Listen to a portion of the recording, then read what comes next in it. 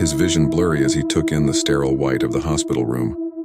Confusion and dread filled him as he tried to recall what had happened.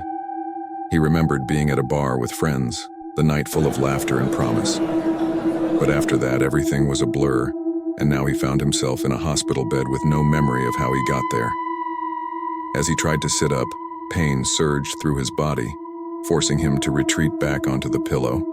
Ryan looked around the room, hoping to find some clue that would unravel the mystery of his situation. "Hello?" he called out, his voice echoing in the empty room. There was no response, the only sound the steady beep of the heart monitor next to his bed. The doctor's words about a head injury and a blow echoed in his ears, sending a shiver down his spine. He had been found unconscious in a remote, damp area miles away from the bar. The image chilled him to the bone.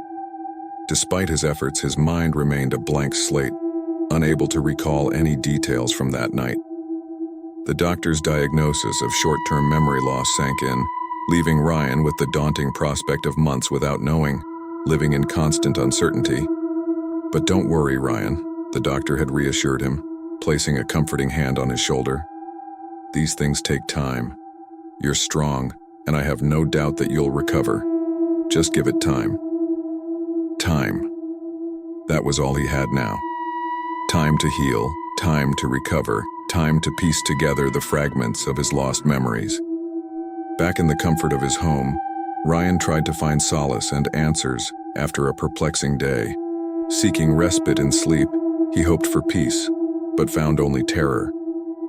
In his dreams, a fragmented image of a captivating yet enigmatic girl haunted him. Her laughter echoed, chilling him to the core. Suddenly, the dream turned horrifying as her face became smeared with blood, morphing into a nightmarish figure. Startled awake, Ryan was drenched in sweat, his heart racing. The image of the girl lingered, leaving him with unanswered questions and a sense of unease. The girl's face was unfamiliar, yet there was something about her that tugged at his memory. A sense of familiarity, a connection he couldn't quite place. He knew he had seen her before, but where? Ryan spent the rest of the night wide awake, haunted by the girl in his dream. He replayed the dream over and over in his mind, trying to piece together the fragments of his memory.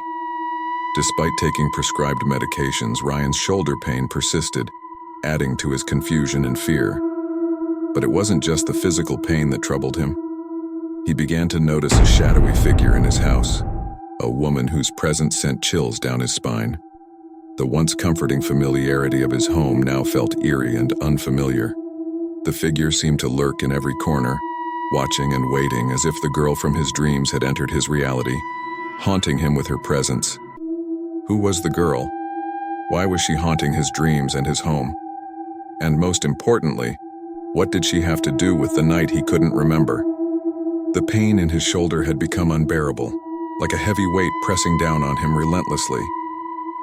One evening, in the solitude of his room, the pain escalated to a point where he could no longer ignore it. He decided to inspect his shoulder in the mirror, hoping to find some explanation for the unrelenting ache. As he stepped in front of the mirror, his heart nearly stopped. Reflected back at him was not just his own image, but that of a girl. She had long black hair, pale white skin, and her eyes were large and black. To his horror, she appeared to be perched on his shoulder. Ryan recoiled in shock, stumbling back onto his bed. His heart pounded in his chest as he reached behind his shoulder, his hand trembling. But he felt nothing. No girl, no weight, nothing but the throbbing pain. Summoning his courage, he approached the mirror again, his breath hitching as he prepared himself for what he might see. But this time, there was nothing, just his own reflection staring back at him. But Ryan was certain of what he had seen. The girl from his dreams, the shadowy figure in his house, and now this apparition in the mirror. They were all the same. The girl was somehow connected to him, to his injury, to the night he couldn't remember. The realization sent a shiver down his spine. He was living in a waking nightmare, haunted by a girl he didn't know. The pain in his shoulder, the girl's presence, it was all linked. But how?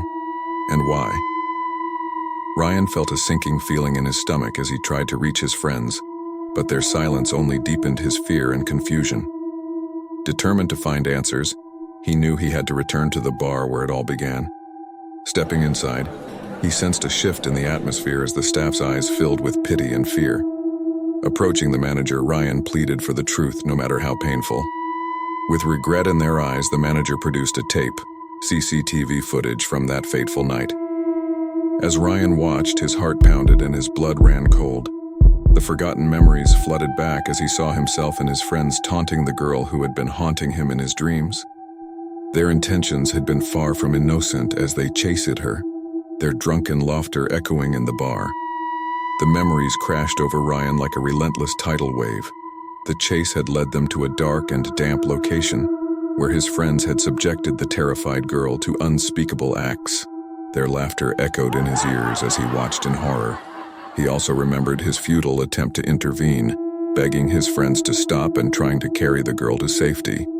But then, a blow to his head erased the rest of the night from his memory.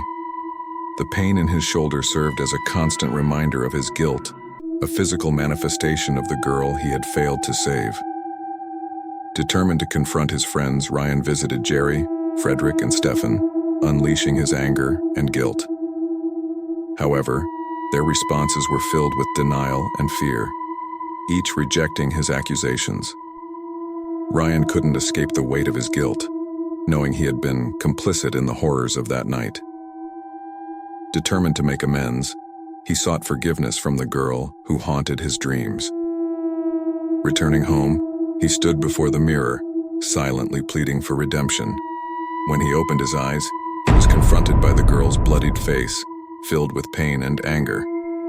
As he stammered out an apology, the room erupted into chaos. Vases were thrown, shattering into pieces, and a gust of wind blew the curtains wildly. The girl's anger was palpable, a force of nature that filled the room. "I'm sorry," Ryan shouted over the wind, his voice trembling. "I tried to save you. I promise, I'll make this right." Determined to seek justice, Ryan turned himself in to the police and confessed to the events of that night. Ryan's decision to turn himself in and confess to the events of that fateful night was not an easy one. He knew that by doing so, he would be implicating himself and his friends in a serious crime. However, the weight of guilt and remorse had become unbearable, and he believed that seeking justice was the only way to find some semblance of peace. His friends were arrested, and as he settled into his prison cell, a sense of peace washed over him. The girl's face no longer haunted his dreams, replaced instead by a quiet hope for redemption and forgiveness.